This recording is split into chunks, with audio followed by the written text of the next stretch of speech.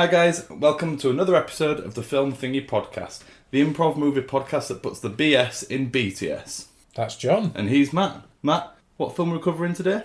We're talking sharks. Nice. Water, lots of it. Lots of water. How deep? So deep. Yeah.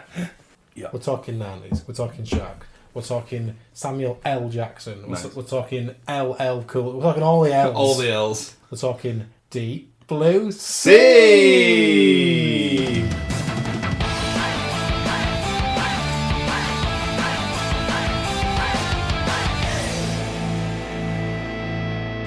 So it's yours again.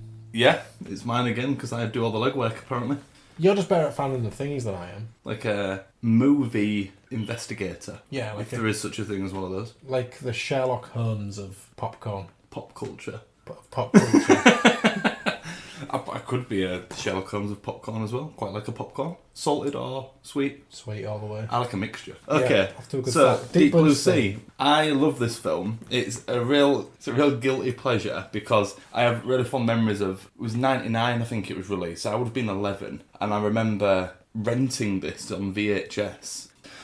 Before Blockbusters shut down, but I used to really like. We used to have a weekly movie night, Yeah. And my cousin would come round once a week, and we'd have like a movie night, and we'd go and you take your time picking your film, you get your snacks, and it was like a proper treat. You know, I loved it. Yeah, amazing. I wish, whether or not it was the age that we were at, or whether or not it's because the actual experience was so nice. I'm nostalgic and a little bit sad that doesn't happen anymore. I am. Like, I genuinely used to really like going to the video shop. We call it the video shop. In America, they called it the movie store. But video shop is much more East Hull, if you ask me.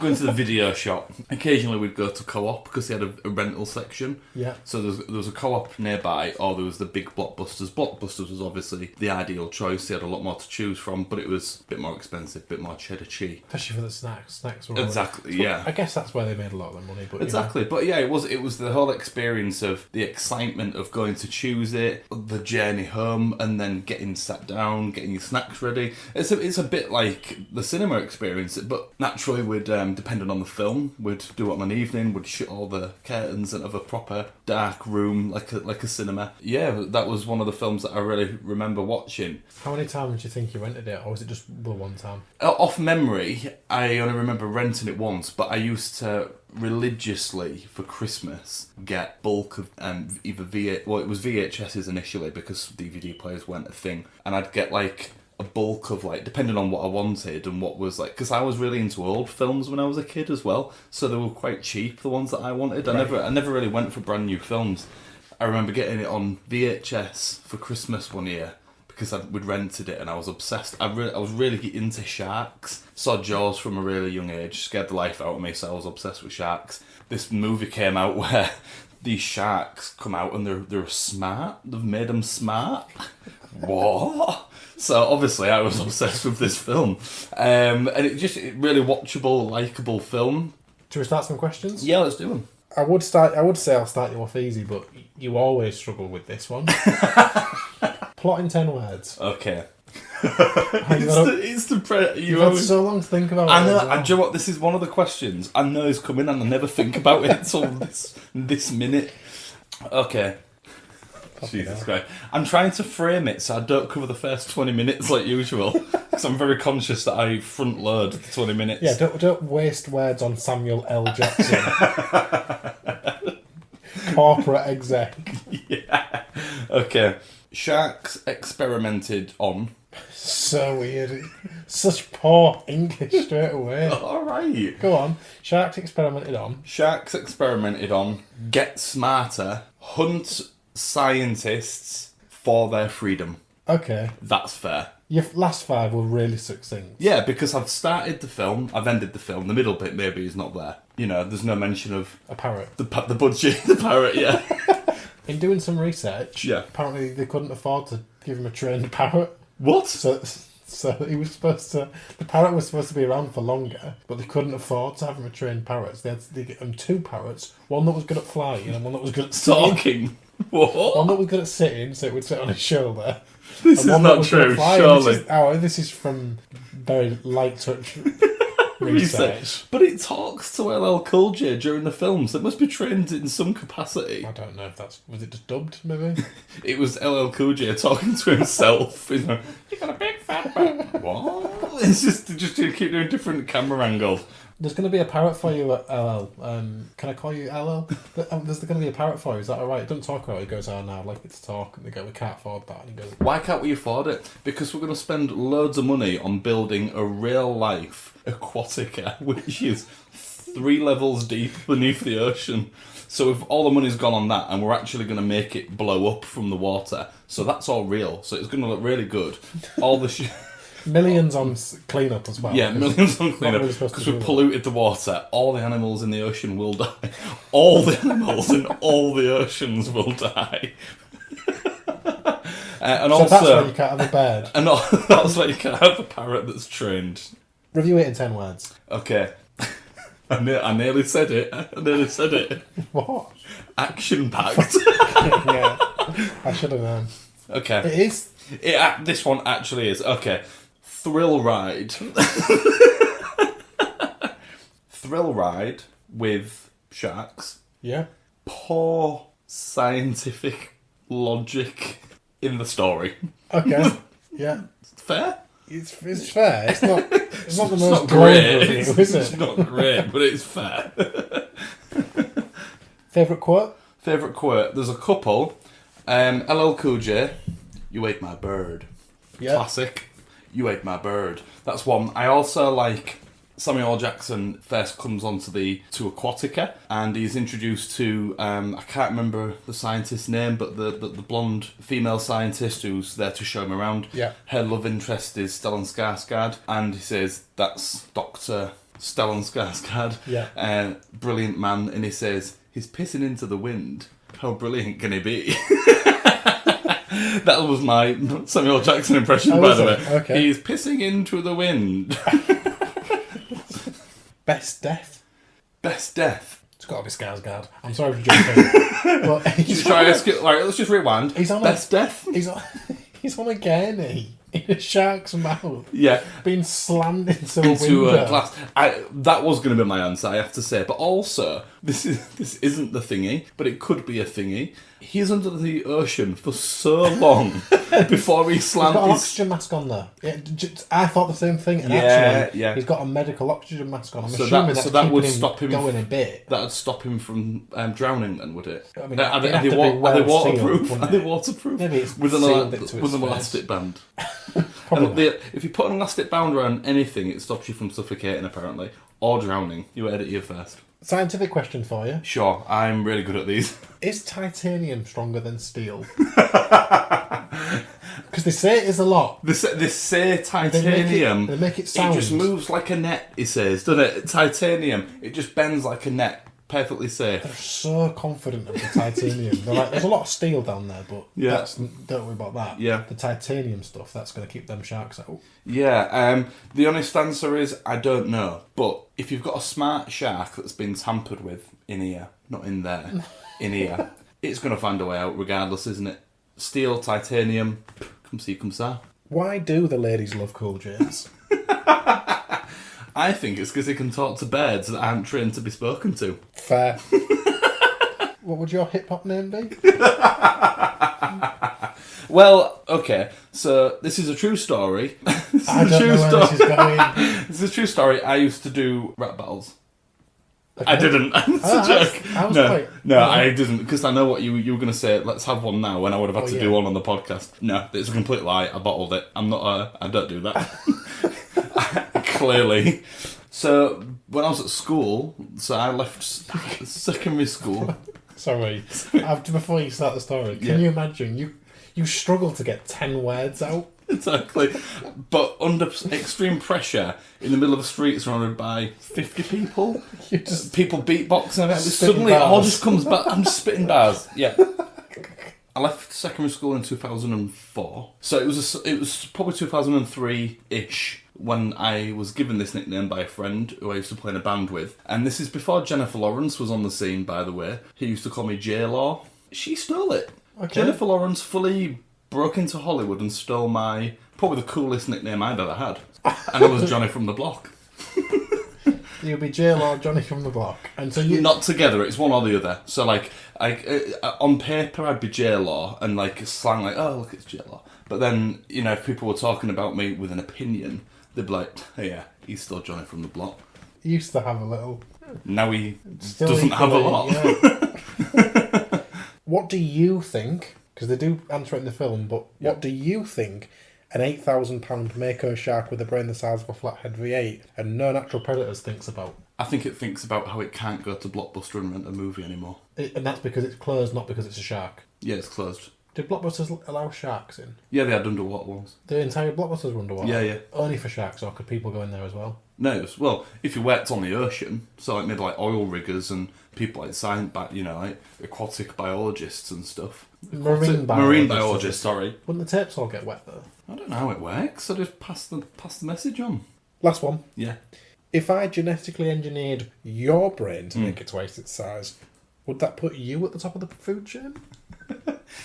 I don't know about the food chain, but I reckon I could swim backwards because currently I struggle to swim forwards. So I think, that would probably be the likely outcome. Jokes aside, you do have a film thingy. I've only chosen one of as we've probably already referenced, for anyone that's seen the film, which I'm sure there are many people, or people that have watched it in advance of listening to this episode, hopefully. The one I've chosen is regarding Mr. Cool J himself, actually. Is it Mr. Cool J? I don't know if that'll be on his post. I'm not entirely convinced of that. Right. I don't know that. You know, I'm not the postman in California or LA or wherever he lives. Somewhere nice. I bet he lives somewhere nice. The thingy, John. The thingy. Yeah. I'm getting there. I'm getting to it. I'm just setting the scene. Probably halfway through the film, our friend Stellan, Skarsgård has had his arm bitten off the shark. You know, it then starts to flood. The sharks are in full flow. The sharks are invading Aquatica. Yeah. It's starting to flood. LL Cool J's character is in the kitchen and he's obviously getting some internal rumblings and things. So he's wondering what's going on. He goes in the corridor. The bolts and things on the walls start, because of the pressure, start popping and water starts coming in. And then obviously his level that he's working on begins to flood. And then he realises that there's a shark behind him because it's got in. So naturally he shits his pants, as you would, because he's a smart shark as well, remember. And he swims into the kitchen and he picks up an axe, which, to be fair to him, you know, you probably would do if there was an axe lying around, a fire axe. You would pick some up for sure. So no qualms with that. But then the shark makes its way in through the double doors of a kitchen. For those who have worked in a kitchen or in service before, they usually swing both ways, don't they? So this shark can just fucking come and go however it wants, can't it? The shark lets itself into the kitchen area. Unbeknownst to LL Cool J, it's let itself in. Yeah. And he climbs up onto his high shelving, and then he sees his parrot, and he's like trying to coax his parrot. This is the bit that always used to make me jump, actually, when I used to watch the film when I was younger, is one of the sharks just fly out of the water and eat the bird, nearly grabbing his arm, and then the shells fall and he's in the water with the shark, and it's all, you know, really exciting and scary, and it's action-packed, as we like to say on this podcast. And so he decides the only place he can possibly go is his own oven. So he swims, makes his way to his oven and shuts the door. The film thingy, which makes me laugh every time I watch it, is a scene or two previous. Samuel Jackson and Thomas Jane's characters are discussing, you know, how many tons these sharks are putting behind each whack. You know, they're trying to break the doors down to get in. Yes. They're after us, Samuel Jackson says. Thomas Jane makes a bit of an educated guess and says, I'm not the expert, but I'll do it anyway. It literally says that, I'm not the expert, but I'll still answer your question, even though there's a load of doctors in the room. And he says... And an engineer. Couple of tons, I think he says. Yeah, you know, he does. That they're putting behind each hit, you know, behind these doors. And they're not breaking through. Not yet, anyway. But for somehow... But he does say, you know, even steel's going to break at that point. Possibly not titanium, but steel's going to break at that point. Exactly. And for some reason, one of these three smart sharks that are causing chaos in Aquatica can't navigate its way to break its way through an oven door that is probably 2/3 glass as well, which you know, gives LL Cool J gives LL Cool J time to... It switches the oven on, though. He's got no problem in switching the oven on. He knows how to cook to the shark. You know, he does all his ready meals and that in the oven, doesn't he? So he's got no problem in switching the oven on, but he can't possibly break it, despite nearly putting titanium or steel doors through with a couple of tons worth of power. Which means that LL Cool J can use his axe to break through his oven. Some more steel. So this is steel. I don't know who provided the steel for these guys, but he's got some questions to answer in my eyes. Manages to get through the steel with a fire axe. Yeah, he's chopping the iron above his head, or the steel, or the titanium, with an axe, and he's chopping it like spring onion with his axe. And then he dives out. He says, "You ate my bird." And he gets his lighter out, which magically works, even though he's been in water for about 3 minutes prior, and chucks it, and he blows the shark up. So you know the scene absolutely serves a purpose in LL Cool J, proving his credentials that he intends to probably make that shark into something to eat. And he even says later in the film, doesn't he, "Bring me some sushi," after he's killed he's real quippy, isn't he? I think he says sushi though, not sushi. Yeah, I know he says sushi. What sushi? The difference is, Matt, is that sushi is made of fish, sushi is made out of shoes. Delicious Delicious. sushi. And for some delicious sushi, completely, it's not vegan, for sure. Bit tough. Yeah. So the film thingy is, why can't this shark possibly get through this oven door? I mean, it does eventually break the glass, which you would hope it would in probably one hit. So why can't this shark get into the oven? Why can they nearly bust down these steel doors with a couple of tons worth of power, but they can't possibly get into the oven door? The water doesn't get in either, does it? No, so yeah, this is. I think we're talking about the oven then, potentially, rather than the shark. Is it an oven issue rather than a shark issue? Is it an LL Cool J issue? So here's my question. Yeah. LL Cool J with a hatchet, an axe. It's a very small axe. I don't really know why he's got an axe in the kitchen. Well, it's a fire axe, isn't it? I mean, they're all metal doors. So it's metal and concrete. Yeah, I'm not entirely sure what intensity. Maybe it's just one of his utensils that he uses for cooking. Who knows? A little hatchet for making his sushi. He manages to break apart some of the oven. Yes. If we assume that the entire oven, if the shark can't break through the steel oven, it must imply that the oven's very, very strong. Mm-hmm. Or Thomas Jane's got his maths totally wrong, and actually it can't. It can. It can. Yeah. But the mere fact that LL Cool J, and he's not hacking it from. He hasn't he's got an inch wiggle room. Yeah. He's literally 1 inch hacking. Potentially talking about LL Cool J's character, Preach. Yeah. Having superhuman strength. Is that what we're saying? I think the oven has some questions to answer. You wanted to interrogate the oven? Yeah, I wanted to... Well, I'm a bit unsure at this point whether it's a shark issue or an oven issue or a bit of both. The shark, like I said earlier, somehow he knows how to work the oven. He manages to turn it on. He goes, "I've just seen Preach go in there, so fuck it, I'm going to bake him in his own oven." You know, I know how to say it. So I know they're smart, but it's a pretty big shark for such a small oven. If sharks are going to use ovens, you'd think they were a bit more comparable inside, wouldn't you? What? So, if a shark's going to use an oven, a 40-foot shark, you'd think they would have bigger ovens. All I'm saying is either I've got a really good accidental aim, or he's just tried to bake LL Cool J on purpose. Separately, we still have the issue as to why this shark, let's call him... Kitchen shark. So Kitchen Shark manages to turn the oven on. Could be coincidence, probably is. But as we know with film things, Matt, there rarely are coincidences, are they? It's always planned. It's always pre-planned somewhere. The issue I still have is why can't it break the oven? Or the glass within the oven. The sharks are trying, they establish at the end, and they could be wrong. The characters themselves could be unreliable narrators. But they establish that the sharks have been trying to flood the facility to get them, so that they can get out. So the fences and everything drop down. Yeah. So that eventually drop down because of the flooding, and they can just free themselves. I don't fully understand the physics behind all of that. Nor I. Or is it? Are they trying to bring down the whole facility? They're trying to bring the facility all under the water. So they've got levels already under the water, then they've got a level on the water's surface. And earlier on in the film, he says to Thomas Jane, that is, says to Michael Rappaport's character, "How high are these fences off the water?" And I think he says, it does some sort of physics spiel, and he says the short answer, and I think he says I think it says like 7 or 8 feet, give or take an inch. 8 feet, give or take a centimetre. He switches measurement types. Yeah, metrics matter not, do they, in aquatic science? So the sharks were trying to sink the facility. So they can eventually, the fences will drop so low below the ocean that they're not being contained anymore. It's so that the steel can be revealed and not the titanium. Yeah, because they know the difference. They can't get through the titanium. There's There's no way in they're hell. getting through Yeah. titanium, but steel, like butter. Yeah.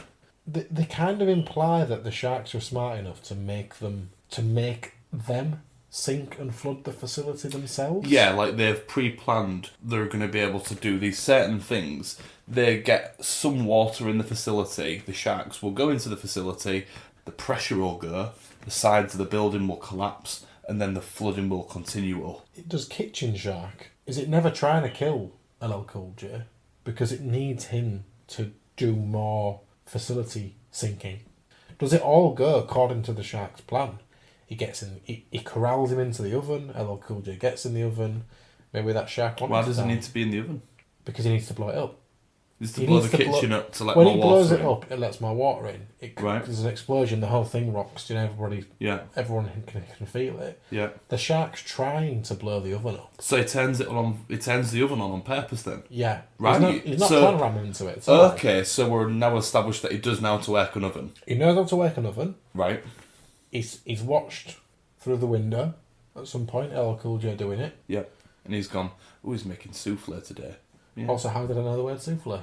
Because LL Cool They're J's smart, rapping about but it. they're also really smart. Someone who's hyper intelligent doesn't mean they have amazing knowledge. You know, we call a spoon, but a shark might recognise a spoon and in its head call it something else. They know what they mean. It's just called something different. It's coming past, and they know what it's for. They know what it's for, and they're actually seeing LL Cool J demonstrate how to cook things. So they're just, it's like they're watching a TV. It's like they're watching a cooking program every day.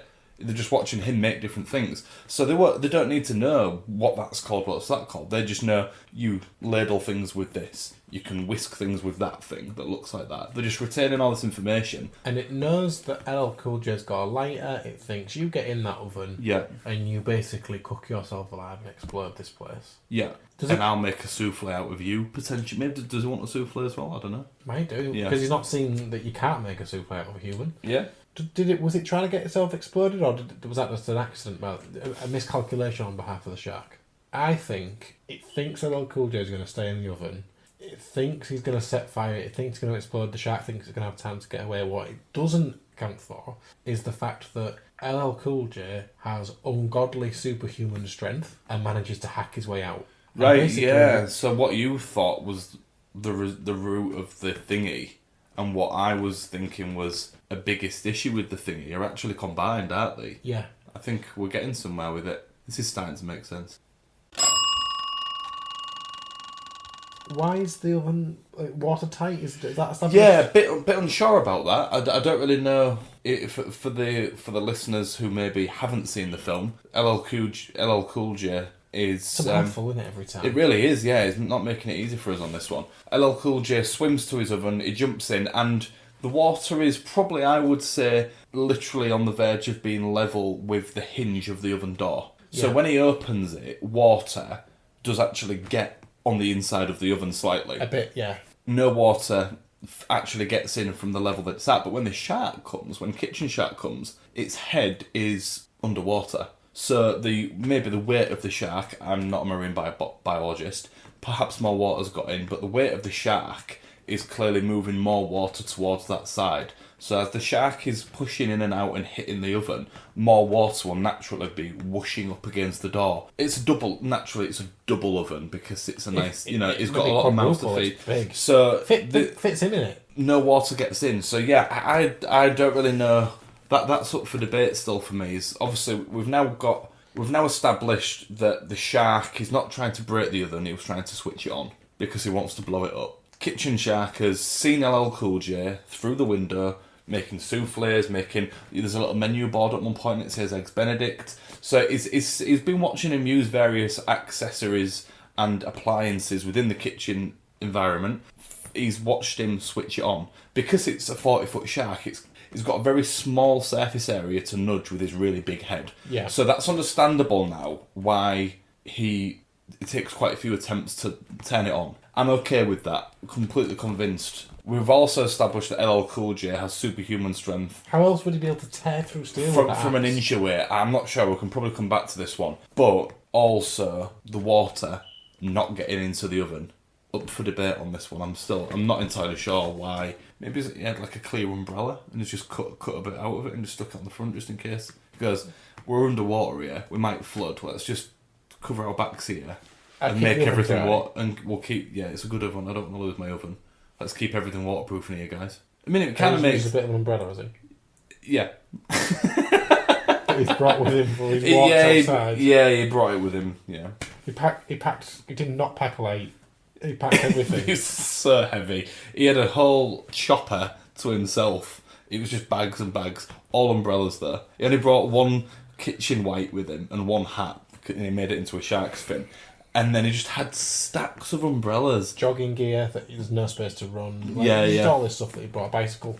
Yeah. Nowhere to You could bike around the deck though. There's like a deck. That's what he was thinking. I would be petrified though. Yeah, there's no way on earth. As much as I'd love to do a shark cage, by the way, but knowing that these sharks working on the rig have been medically tampered with and their brain capacity has effectively been doubled. Nobody knows that. But they know that they're experimenting on them in some way. Yeah. What Stellan Skarsgård says is 3 months of testing that they're skipping. And so they increase the brain capacity to harvest more protein, effectively, is what they do, isn't it? Big mistake. Big mistake. Big brain, big mistake. Yeah. Big brain kitchen shark. Yeah. Turns the oven on. It's waterproof. Fine. Trying your best with that axe, but I know that's steel. I know that I can't.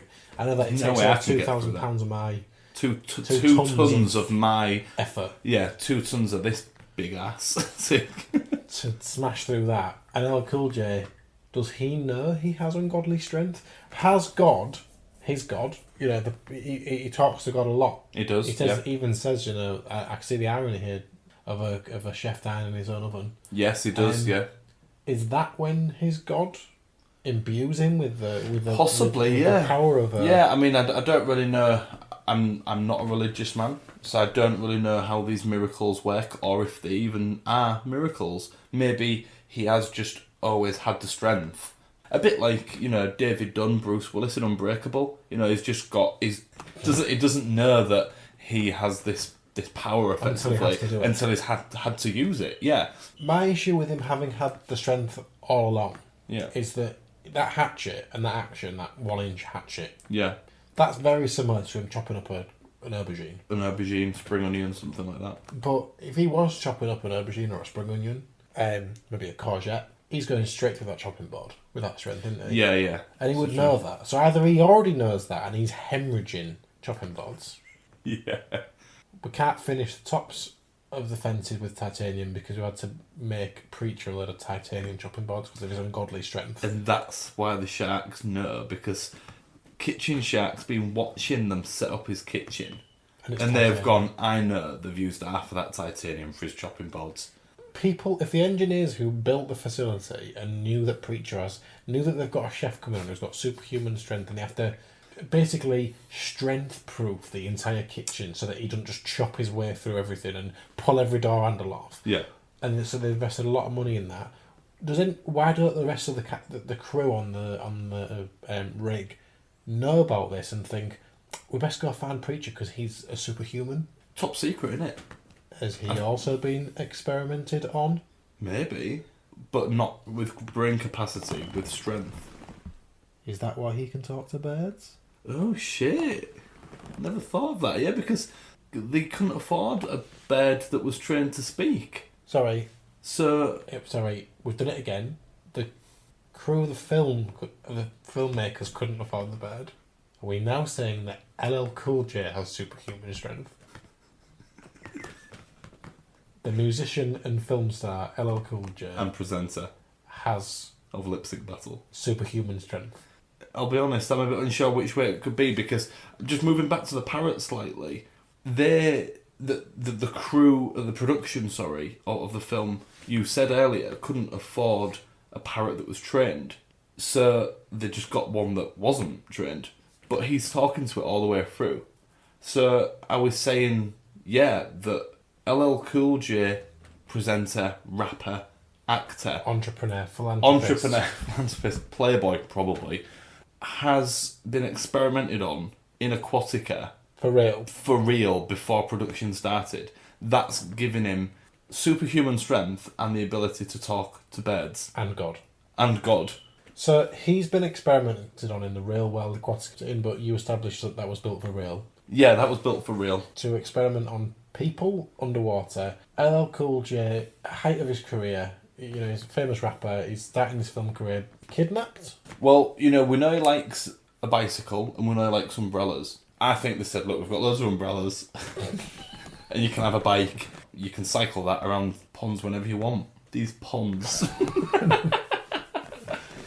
Aquatica was a real life underwater science facility. Yeah. Long abandoned. Or yeah. The experiments, whatever they were, didn't last. Cue the filmmakers. Yeah. They've already got Deep Blue Sea in mind, have they? I think they're location scouting. They've written the script. It's been greenlit. They've got the production. What this production is going to cost. They're doing the location scouting, and they come across this. I wouldn't say it was abandoned, but unused. It's going cheap. It's going up for auction. It's got a few issues with it structurally. It's been made out of concrete. Pressure of the water's just been wearing it down. This facility in the next year will likely give way underwater. The production company are thinking, here we go, guys. Cheap deal, and it does exactly what we want it to do on the film, and we don't have to CGI it. It'll look great. They say we need to get a big casting, decent casting for this. We get some people in. I've heard about this hip hop artist. He's really cool. All the ladies love him. Yeah, and they can do the soundtrack. Do you know who else does the soundtrack for his own films? And it's the 90s. Will Smith does that a lot. Let's get on that bandwagon. Yeah. He did Men in Black. He did Wild Wild West. Let's get LL to do it, so we can give him that option and go, let's compete. Let's compete. Musical artist in. He'll lead the film. Lots of charisma. Let's give him a tour of the facility. Yeah. I've heard he really likes umbrellas. I've heard he really likes bicycles. We'll chocker full of them. Yeah. Absolutely full Yeah, of them. when we pick him up in the chopper, we'll make sure there's a bike with a bow on it there. Plethora of umbrellas to choose from. Types. Yeah. Colours, types, sizes, styles. He has a look around the facility. He finds a vial of some serum that the scientists have accidentally left behind. Yeah. Well, he just drinks it. Why? So we're saying that he wasn't experimented on. He just. No. This is all his own doing. Well, yeah. Well, he didn't know that this is what was going to happen. He didn't know what would happen. He's just, you don't get to be LL Cool J at his height, the height of his fame and reputation, without taking a few risks. This is true. He's looking. He's like, this facility's really cool. There's way more umbrellas than I thought it was going to be down here. Yeah, but it's great. You guys are selling it to me. I definitely want to be part of this film. What's that? Little nipper. They go, we don't know what that is. Someone that must have been left behind. He goes, can I drink it? They go.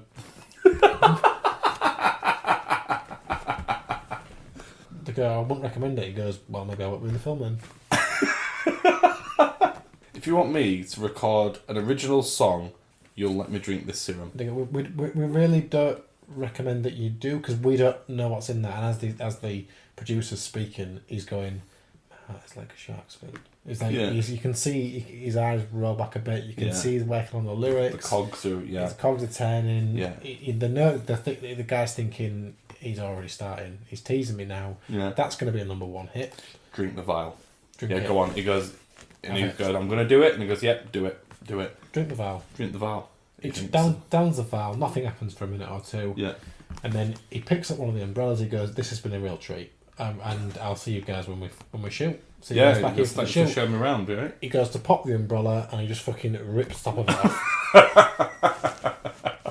He goes... I mean, just for clarity, because LL Cool J's in pretty good nick, he clearly works out a lot. Yeah.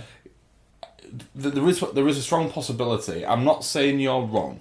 I'm just saying... I'd be surprised if I was. I know, you normally bang on the money. All I'm saying is, non-superhuman LL Cool J, I think, maybe not without meaning to, but could probably rip an umbrella. Is in good nick, right? That's not even up for debate. Right. I'm certain that. Do you reckon that's why he likes umbrellas? He's quite he's a buff guy. He takes care of himself. Yeah. I've got no doubt that if he wanted to, he could make mincemeat of an umbrella.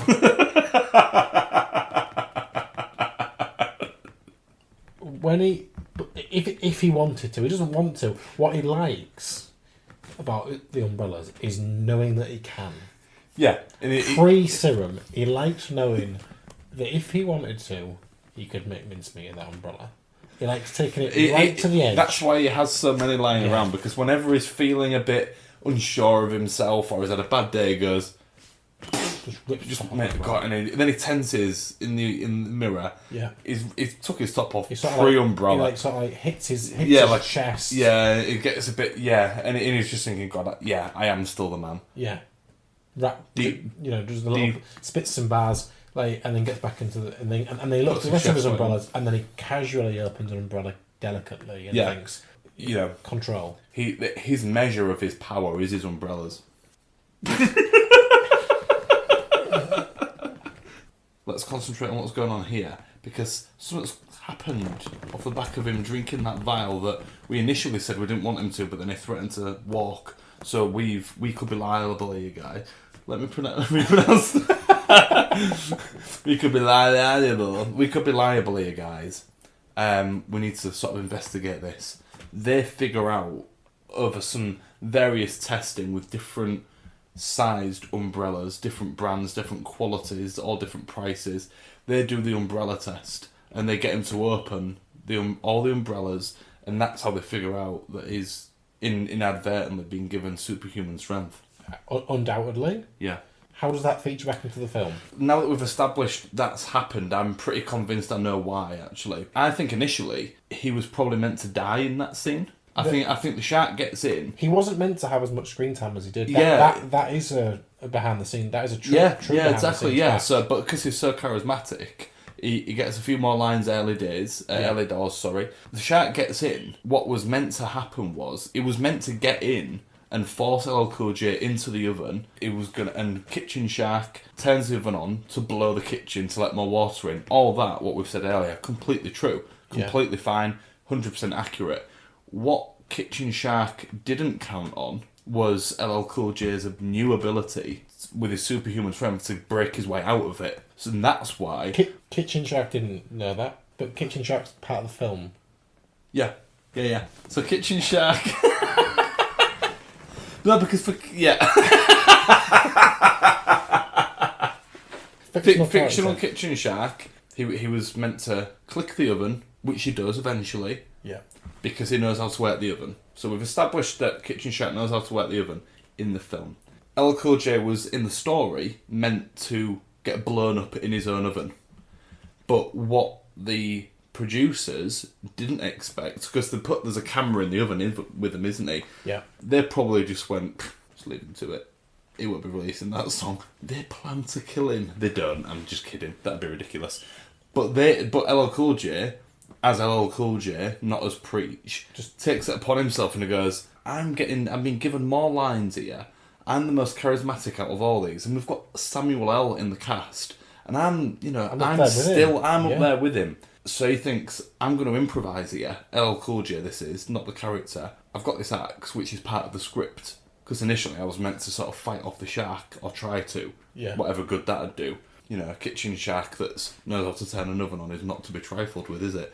No pun intended. But he just bashes his way through the oven. Just does it. Jumps out. When he blows up the oven with his own lighter, what was initially meant to happen was that one of the other cast members would find the lighter as Kitchen Shark was attacking the oven with Preach in it. And in the script, one of the other characters was meant to sacrifice Preach to blow it up. Right. Obviously, Kitchen Shark wanted that to happen anyway, for the good of him and his experimented on sharks to get out. So Kitchen Shark's taking one for the team. Yeah, he's a martyr. But yeah, it's understandable then. The whole Kitchen Shark LL Cool J is a little muddled in terms of the narrative of the film, because what you've got is a superhuman on your hands. You've got a superhuman cast member. He could snap his neck at any minute. If he wanted, he wouldn't. But if he chose to. But so you've got a superhuman cast member also rewriting his own script mid-production, mid-scene. There's no wonder it's a little bit muddled, right? Yeah, but for the good of the film, it doesn't harm the film. And actually, like we've said, and like we already know, his extra screen time is, just benefits the film. We get to see him shoot a harpoon gun at the end and hits his mate rather than the shark. Yeah, it hits his mate through the shark's fin, doesn't he? And he goes, shark's fin. My hat's like a shark's fin. And that's how he gets the title. He's not wearing a hat at the time, but he goes, I've got a chef's hat. If I put a peg in it from my washing line, that'll look a bit like a shark's fin. It's fucking hell, this song's writing itself in my head. Holy hellfire. What a ride, eh? Hell of a ride. Not expecting it, as usual. We never really expect these things to turn out the way they do we? But until we get under the skin of it. That's Hollywood, but we have ended up with a pretty good film. 30-second summary? Let's do it. Producers find a freshly abandoned underwater facility. They convince upcoming star LL Cool J to visit. On the promise of bicycles and umbrellas. LL gives them an ultimatum. Drink the mystery vial. Or he quits the film. They give in to his demands. He drinks the vial. And gains superhuman strength. His newfound godly powers allow him free rein to rewrite the film. The producers are powerless to stop him. Including hacking his way through the oven steel. Co-star Kitchen Shark has memorised LL's on-screen cooking tutorials. Specifically how to make a souffle. And to turn on the oven. And we are served with a masterpiece of 90s cinema. Indeed it is. Beautiful work. Really good. Pleasure to do that one. Yeah, really enjoyed that one. I think we did the film justice. Now we know what really happened. Actually, it makes the film better in my eyes. Oh, we've certainly not ruined it for anybody. No, certainly not. Hit us on socials. We'll be dropping our next announcement soon of what we're going to be watching, so we'll let you guys know so you can watch it back and look out for some of your own thingies. And we'll see you next time. Yeah, see you for next another time. episode of the Film Thingy Podcast.